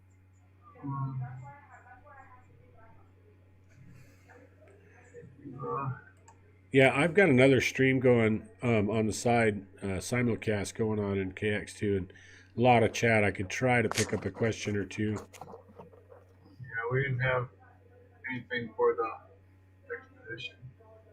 Just that one for that you already answered. And Ron, if you don't mind, I know you kind of touched it. I'd like you to, not to pat ourselves on the back, but I would like you to share a little bit more about why you just because really look, this is our first going on. We have a USFS guy who's in active management, blah blah blah, and he's coming out to talk to us about the reality of Bigfoot with his own experience and his opinions and his history with the department, and that is anomalous. That is something that hasn't occurred yet. I mean, at any time, any officer could have come forward at any time with any other party, any other group. And Ron, I know you chose us to do that. And if you don't mind, you could share a little bit more about. I know that you said you saw our methodology and things, but if you could go a little more Yeah. of what caused this event to happen. I mean, how Um, you know, uh, it's really funny. I started out, after this, I wasn't. I guess you could call me an independent researcher. I've always been interested in the subject, but not that. Are they there? I know they're there. That's a given, and we all know that. I mean, there's enough anecdotal evidence out there to convict any man in a court of law. Period. Period. Without even putting the gavel down, he's convicted. With what we have with DNA and samples and tracks and all the good stuff that's out there. Not counting the hundreds of thousands of eyewitnesses that went back through time. We all know this. That's just stuff that everybody doesn't need to hear. But the reason I decided it was time to come out, first of all, let me say this: I'm not representing the agency. It's just the agency I work for. Yes, I've had some encounters. I've had some horrific encounters by myself, and if Chris is willing, I'll come back on and do a part two, and I'll tell you about my encounter in the big thicket woods. That'll blow your mind. By myself. I mean, I'm in there 9-10 miles all by myself. I thought I was going to die, but we'll talk about that in another podcast, Chris, if you're willing to have me Oh, back. and hey, we may do that from the campfire. I mean, Okay. supposedly we're going to have connection, and my phone that I'm getting is 2G, 3G, 4G. We should be able to stream, and, Yeah, we can but handle some of these yeah, stories. I not think would not be to great. not to sidestep your question at all. You know, it's just time. Most people say they won't come out because they'll lose their position, or people will think they're kooky. I'm not kooky in all means. I can't say I'm a very educated man. I don't have a PhD, but I've met PhDs that weren't educated. And I'm sure you have too. But they're educated, but from cover to cover. But their common sense was lost in between those covers, and you know what I'm talking Yeah, about, Robert. we call it academically constipated. Academically challenged is what Well, it if really your is. glass is full, there's no room for anything to pour into it. Correct. You're set in your ways. You're on a straight and narrow path, and it's that way or it's nothing. Mhm. And that's the wrong way to approach science. And we all know how to approach science, and they seem not to do it that way. But let me get back to answering your question. I'm not doing it representing this agency. I'm doing it because I just think it's time. Let's talk about it. Like we said, the agency is in a rock and a hard place. The lies have started way, way, way back when. Probably before I was born, they started. But now that this is really coming out into the mainstream and we're getting technology out there in the field, this question is going to get answered. And I believe in my heart it's going to get answered within the next year or two. Now, Someone's going to come on and answer this question, and it's going to be one of the hardest questions for them to answer in the public eye, but it will be answered. I promise you that. in that regard, did KX affect you in a way? Are you hitching your horse? Are you hitching your wagon to a horse that'll pull? In other words, what was it about KX that you believe is going to have something to Well, do with this? you, you know, um, let me just tell you, I've been out with some researchers, and I won't name their names, and some of them are very big in academia. Some of them have PhDs, and none of them knew my background or what I was. I was just the guy that was invited by another guy and say, hey, this guy's a cool dude. Basically, he's a cop. Bring him along. He believes. All right. So I got to stand back and I got to watch their methodology and what they thought of things. And I'll be honest with you, they are approaching it the wrong way. In my mind, they are just approaching this whole subject the wrong way. This subject needs to be approached with every bit of factual information. And I'll say it again. I've seen, I'm not going to name names, I just won't do that. But I've seen MDs, PhDs, I've seen people approach it, and they're so one tracked that it has to be this, it has to be this, it has to be this. And it's not. I know for a fact it's not. I can tell you that right here, to the world. It's not the right way. I did happen to catch a podcast on, let me think, Sasquatch Chronicles, and it just happened to be you speaking. And I listened to you, and I'm like, I want to meet that guy. That guy, everything he said, he could show or prove. And if he couldn't show it or prove it, and it was his hypothesis, he would give a hypothesis, but he said, I don't know if it's factual or not, but I'm going to find out. So basically, Robert, I liked your candor. I liked the direction you were going in, and I liked that you were actually boots on the ground and you've had thousands and thousands of hours in the field. Now, once I started studying what you were doing, and I caught another podcast you were on, and then I went back and caught some YouTube stuff you did, which was fantastic, absolutely fantastic. Some of the stuff that you do is out of this world, but you just don't tell people about it. You show them the track, you show them the tree break, you show them the scat. You're in the field live showing this to people, which is absolutely phenomenal. And it really comes down to um, my heart believes your heart, Robert. You are one of the true researchers in the field that a lot of people really don't know about. And I won't name names again, but in my book, you went right to the very top of the list. And that's why I was so adamant and I guess I'll use the word ferocious to try and get on this team. I wanted to meet you. I don't care what situation it was in. And then once you and I started conversing and you said, yeah, I'll take you on the team, then I'm like, perfect. I'm going to meet this guy. But everything you do is the right way. You were going about it the right way. Yes, scientific, but factual in your methodology and the way that you progress from one to the next thing is 100% touched on. You don't leave a stone unturned. You just don't do it. And a lot of people's like, okay, well, that's a track. You do a lot more with a track than most people do. Melder might do some stuff for the track, but his mind's in a whole different realm, actually.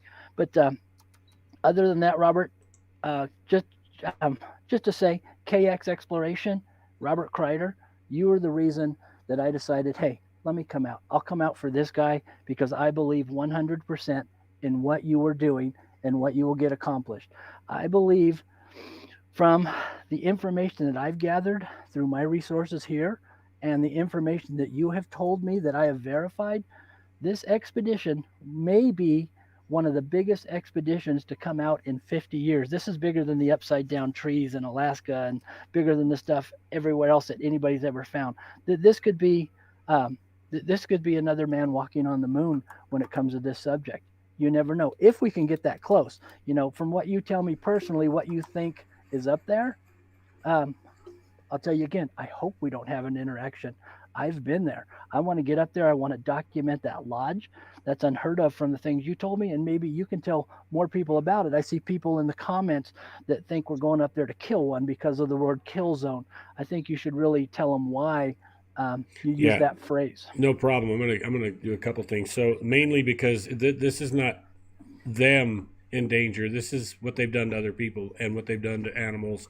They've created what is termed as a kill zone around a habitation site, which I can only describe as a massive lodge that you could take 10, 12-foot beings and put them inside like a beaver den.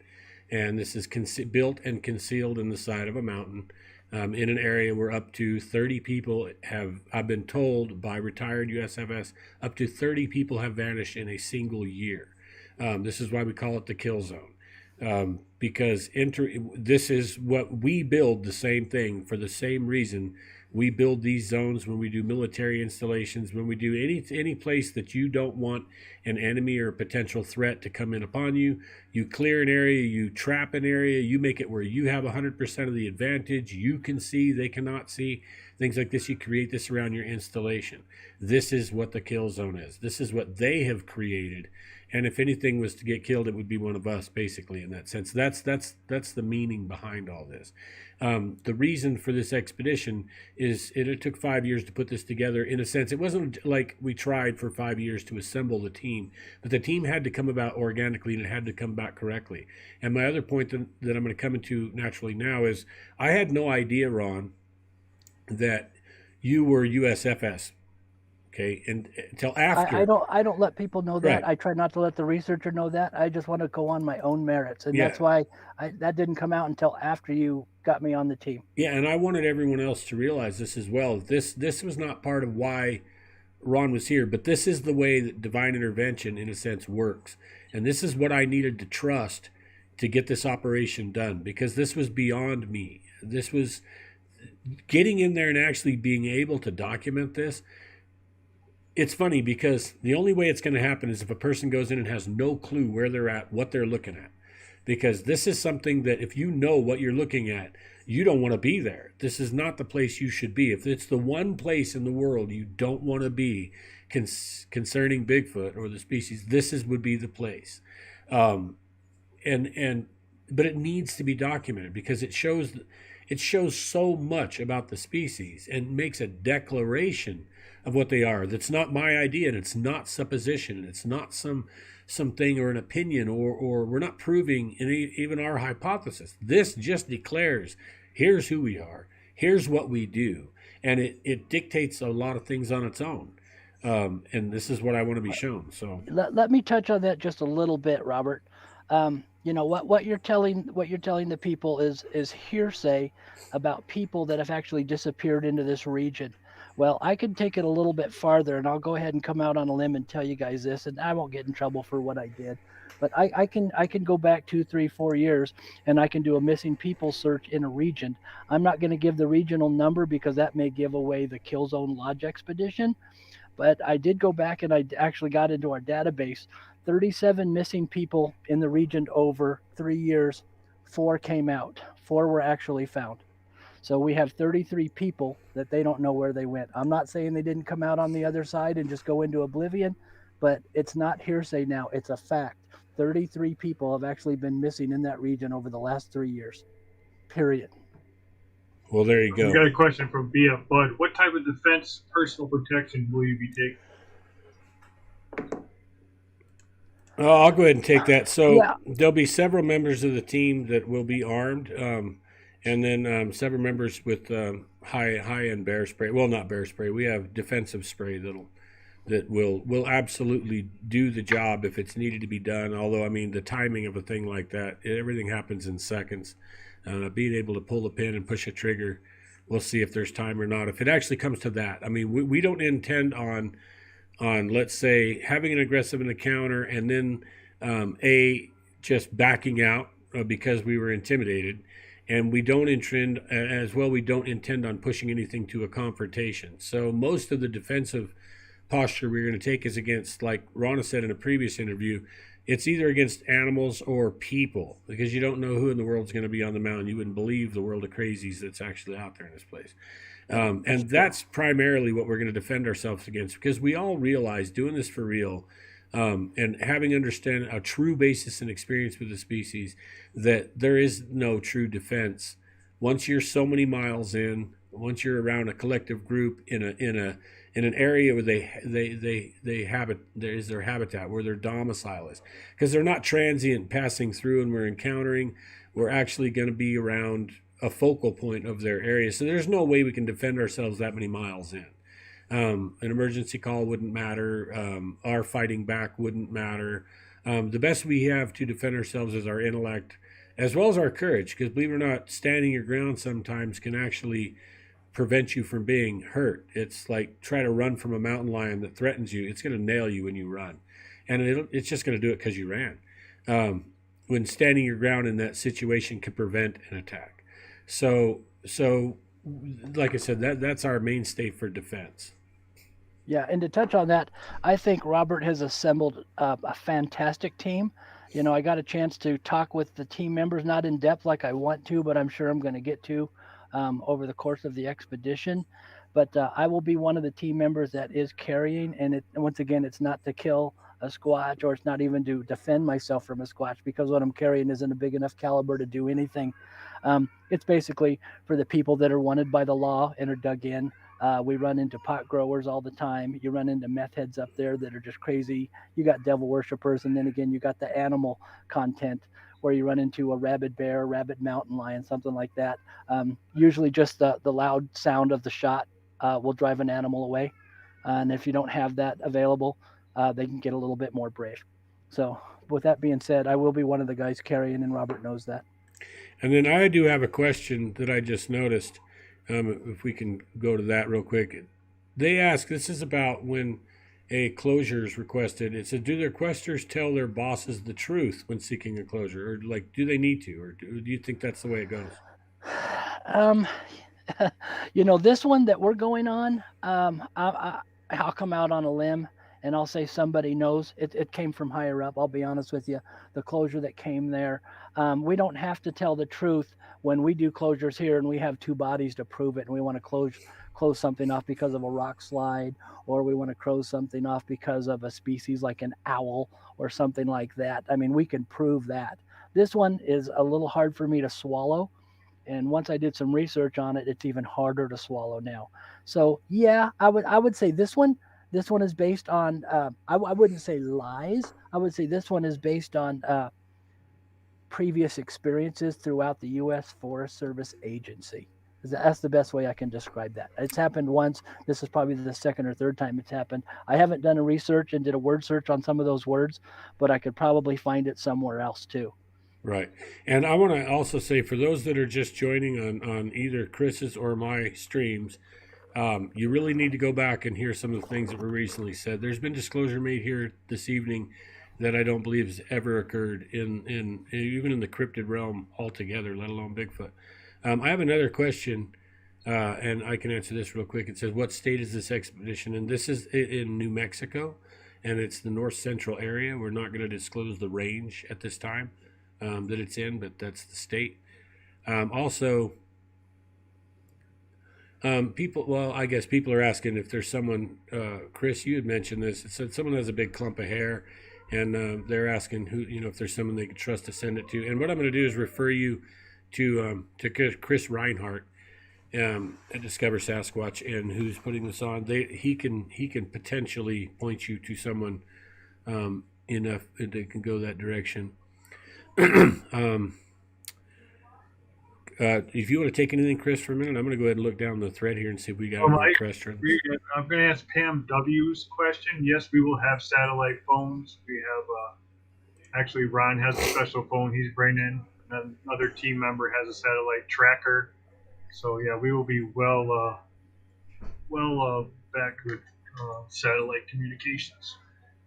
This isn't a walk in the backyard. This isn't like normal expeditions where people pull up camp for a couple days and um, sit around the fire and go out. I mean, I've been there, and those are a lot of fun. But this is something that I'm looking forward to because it's something I've never done before. This is we're going for it. Yeah, but I do want to say that there is structure to this team, and I think every expedition member knows that Mr. Kreider is the team lead on this, and he has the last and final say so. Period. And everybody knows that there is no gung ho cowboy in this group, and I think for good reason too. I think the group that he's assembled, or the team that Robert has assembled, have all been there at one time. And I think Chris, you yourself actually had an experience with a push on your tent or something. Was that you? Yeah. That was you. Okay. So you've been there. So you've been there, and you know how scared you were. I mean, this could go bad, or this could go really good, or it could go not at all. If they stand their ground, as what Robert thinks could possibly happen, we may not be able to get close to the lodge and have to reassemble and maybe find another strategy at a different time. Yeah, But we've considered that we may get run out even the first evening, right, which we're going to stop before the lodge, so we have early so we can determine what time of daylight, how much daylight we have to visit the lodge, and then get away from it. We don't want to end up at the end of the day at the lodge examining it, and then our egress or our leaving that area be in the evening, blah blah blah blah, high activity. That's not what we want. So, but we're going to find out on that first night, and it is possible since we'll be maybe within a mile or a mile from the lodge, that they may run us out the first night, or do their damnedest to try to. But either way, this is why I feel that I'm fortunate to have the team and the people that we've got together. Which one of the questions that I had was the team composure, so or the how we're structured, how we're made up, and And that's why I feel lucky and fortunate to have these people. I mean, I don't believe in luck. Is because that following day we're going to go in and examine the lodge anyway. Even if we get chased to the parking lot, if we have to call our shuttle and get the hell off the mountain, it doesn't matter. We'll do what we have to do that night. We'll go back in and we're going to go document the lodge. That's what we're here for. And this whole team knows that.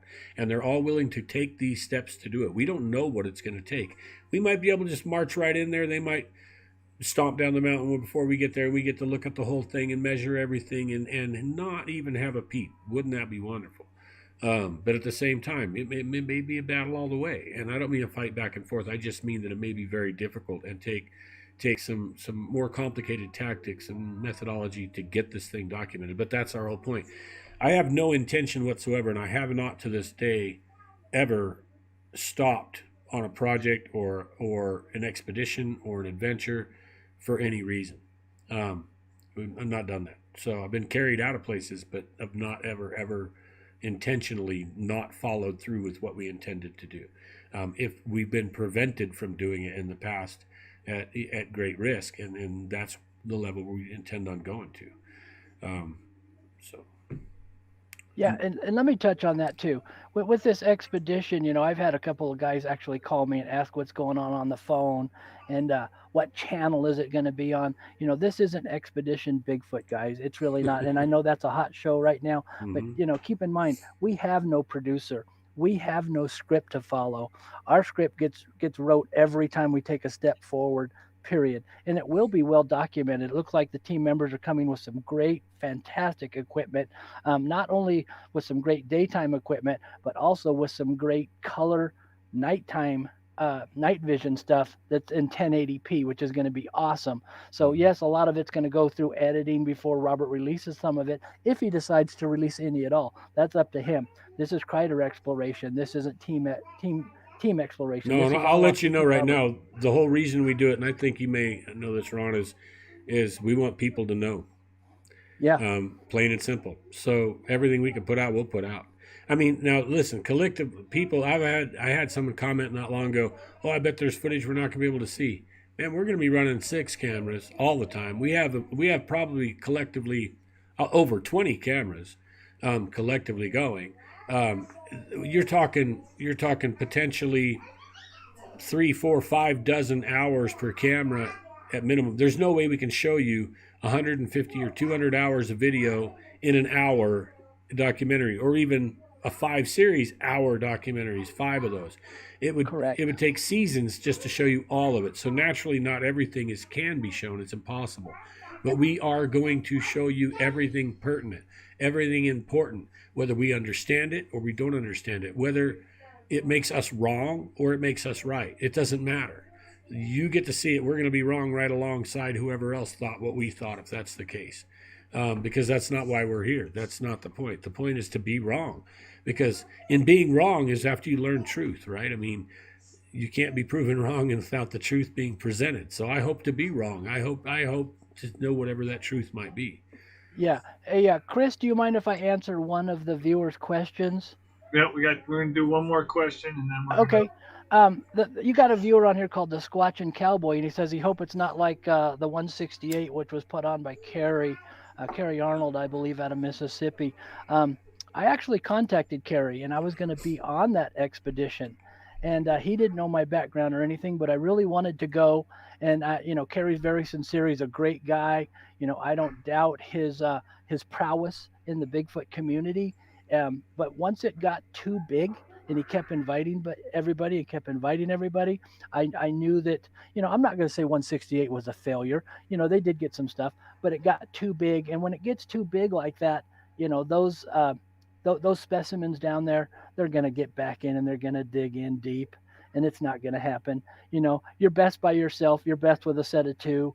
You know, someone like us, 6, 7 guys out there, we're going to probably get some activity. I don't know if it's going to be light or it's going to be immense, but I wanted to ask your question: is it going to be? Hope it's not like 168. It will be nothing like the 168, even though there was fantastic people that went on that expedition in Florida. This is not going to be like that at all. This is going to be raw and in your face. We probably got $40,000-$50,000 worth of equipment with thermals and night visions, and recording equipment, and everything that we see, I'm sure that Robert's going to let out, and you guys will see, and that's why I'm a part of Kreider Exploration, and in this team is his prowess and his honesty and his attention to detail, and he only states the facts. Yes, he'll give you a hypothesis, but in the future, he proves that hypothesis, and that's what I liked about Robert. Well, and I'm going to add this: this won't be like any other expedition because I don't think anyone operates like we do in the field. Is there anybody else? Yeah, I just hi, little Soph. What are you doing, honey? There's our little one we acquired recently, but yeah, I don't think anyone approaches anything that we do the way we do it. There's you guys will see as it happens. We're going to try to live stream some of this season as we do our entry down the trail and do different things. We'll try to bring it to you to show you the reality of how we operate. I think we do what many people assume is done that's not done. And, we are a team. And whenever KX goes anywhere, you may have noticed from other production stuff, we operate as a team. We don't operate as a bunch of individuals having your own experience. We don't do that. We operate as a collective, so many fingers on a hand, so many arms on a body, all working for that one aspect in a collective manner.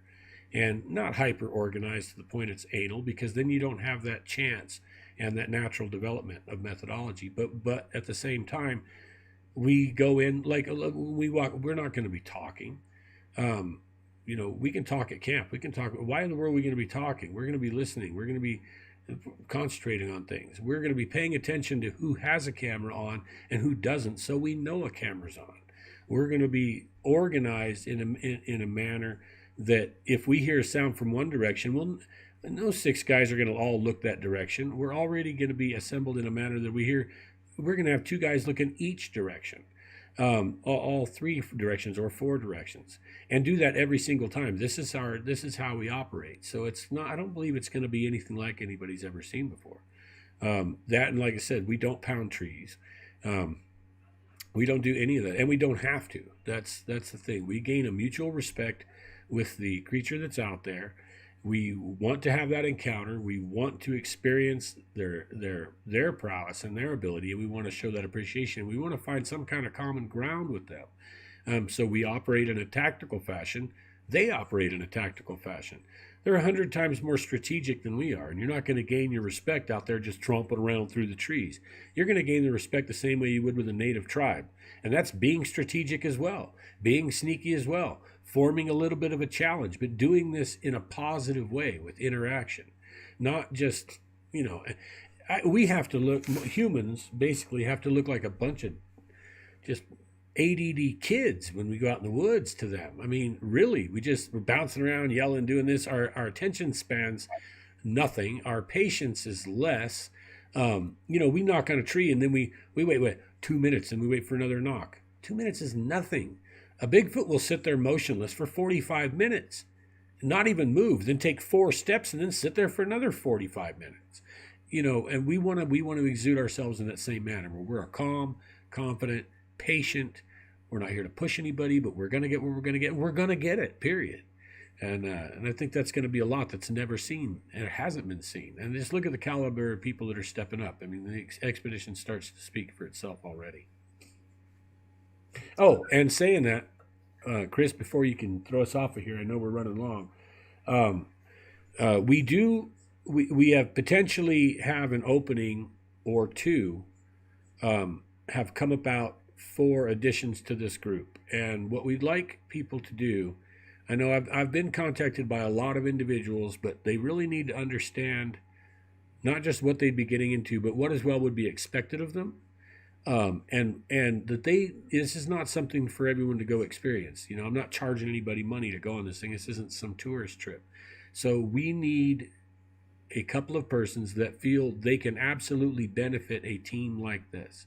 And I'm going to say in one of the ways we need that, or we'd like to have that, is someone with a background in biology or zoology, and as well someone that's good with a video camera.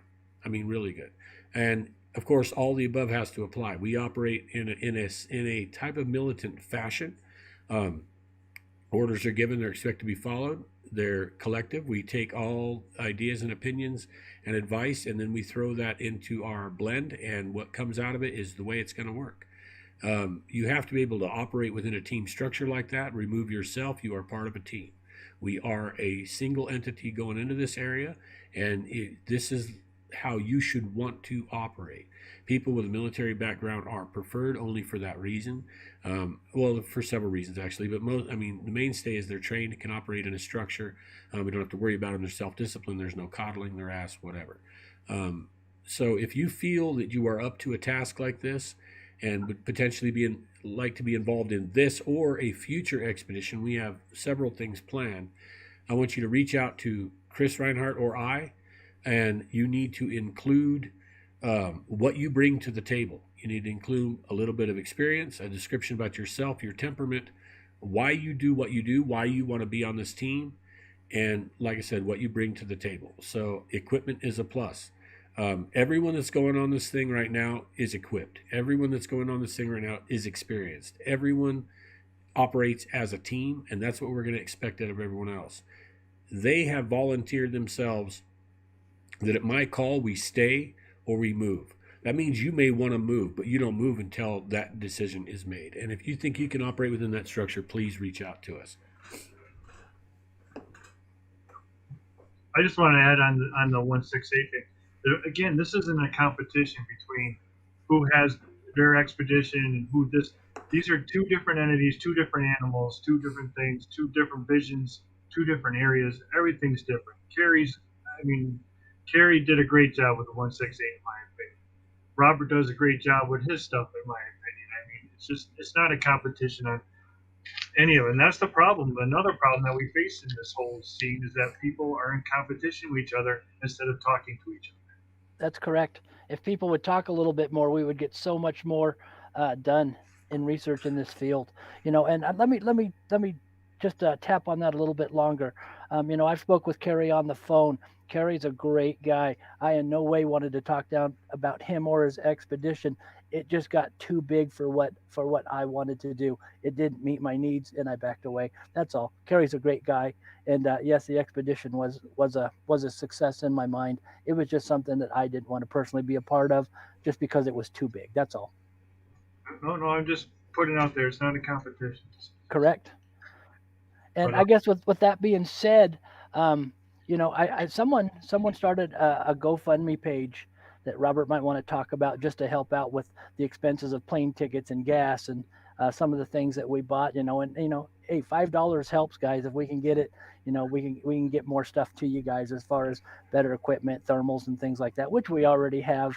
But if this thing grows and Robert has a few more expeditions in mind that he wants to do, we want to come out there and get the top of the line flares and everything that we can have, and just the best of the best. But if you guys can find that GoFundMe page, I don't know where it's at personally. Yeah, but, I can handle that. So Chris Reinhardt actually set it up for this expedition at my request, and that was mainly because we've got guys coming from Florida, Connecticut, Wisconsin, Arizona, and everywhere, and travel costs are not cheap, and they're also putting out a tremendous amount for equipment and everything like that. So what we tried to do was we tried to ask for enough to the GoFundMe to comp. I know we're not going to get that much probably, but we asked enough to try to comp people's expenses, the ones that couldn't afford. They're taking out of pocket, they're taking for their light bill, they're doing this because this is a once in a lifetime opportunity, and I appreciate them wanting to come, and they're not going to pass it up. And and I don't want anybody to be without in their personal life to get this done. If I could cover everything, I just would have covered everything, period. If I could have found a funding source outside this to do that, I would have. And like Ron says, to help us bump up technology, so we are all into this really, really deep. And even the amount we're asking for is not going to touch what the collective contribution is. But we want to be able to do it right. And like one of the costs we're talking about is a 10-person van to act as a shuttle. And that van has to be 5 days rental for that van. It's going to probably be $1,400, $1,800 just for the van. And so they're potentially, depending on what we can do. I've got some other deals, and I have some people that I can contact to potentially get one cheaper. But but like I said, so these costs are going to go right back into what we're doing, and then anything left over from the expedition, a lot of the guys have said, "Hey, man, I'll just cover my own. Don't worry about it."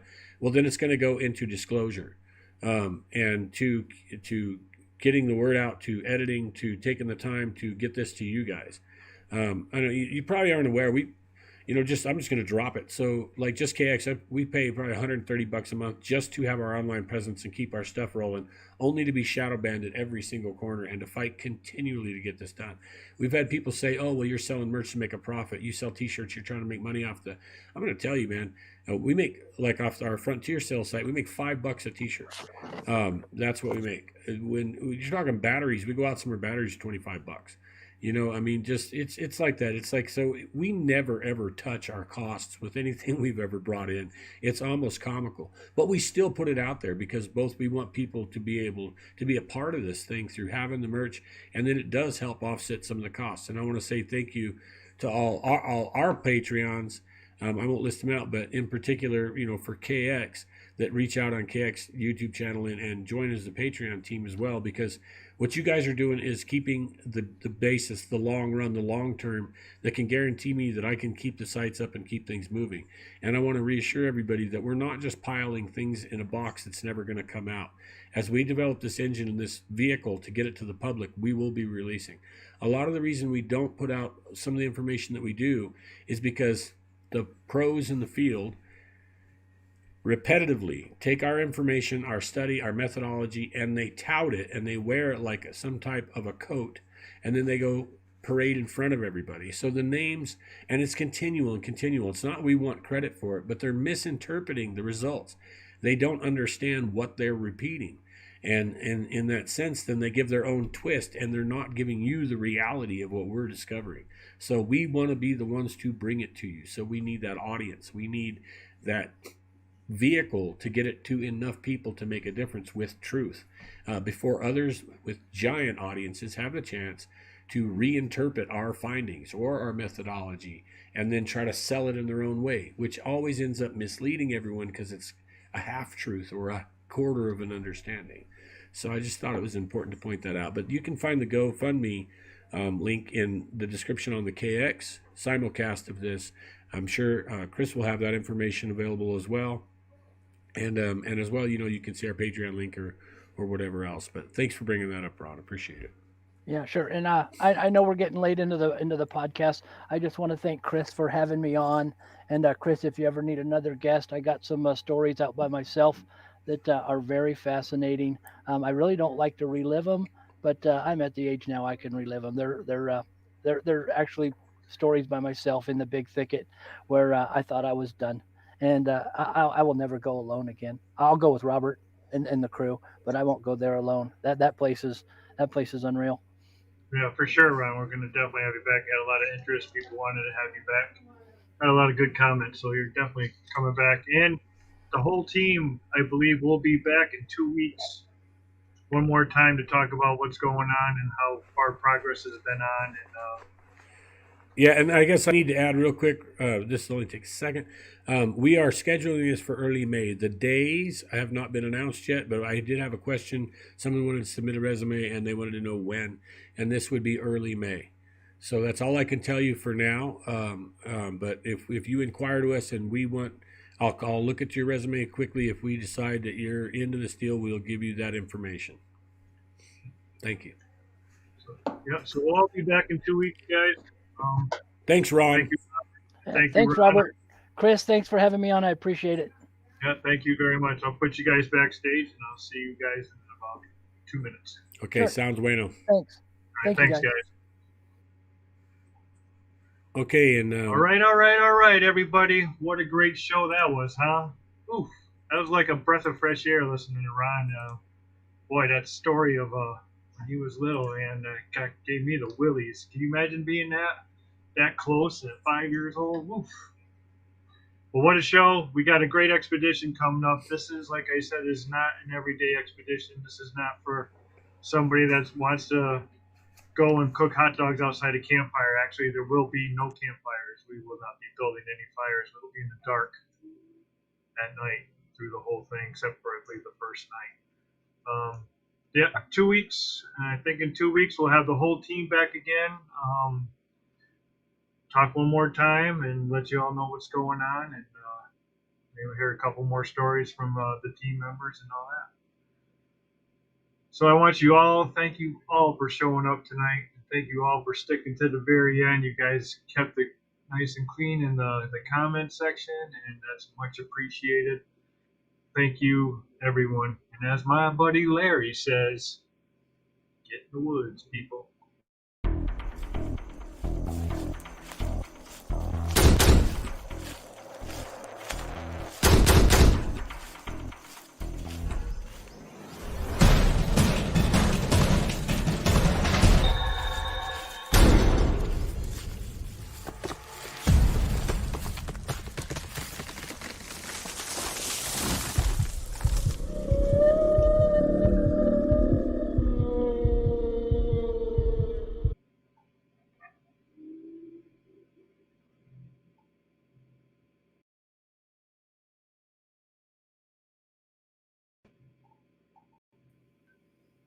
Hello. I got you. Thanks, Chris. I appreciate it.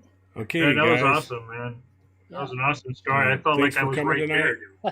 We're going to Yeah. wrap this. No, Guys really, are waiting for me I'm not lying. I backstage. felt I like just I want was to say right thank you so there. much to everybody. Yeah, every time I'm there, I just my eyes water. Can't wait I'm till just like, next oh, when I time. go back to that time, Keep you know, with and us it's so really you funny can because find I out, didn't even know at the you time know, what when it this is was. going to You know, happen it's and just a what's going monkey. on. We're going to be You know, I'm just trying. an We're uneducated going to be little trying a boy. lot of So things, it is what it is. live streams and others. So stay with us, you Hey, guys. Robert.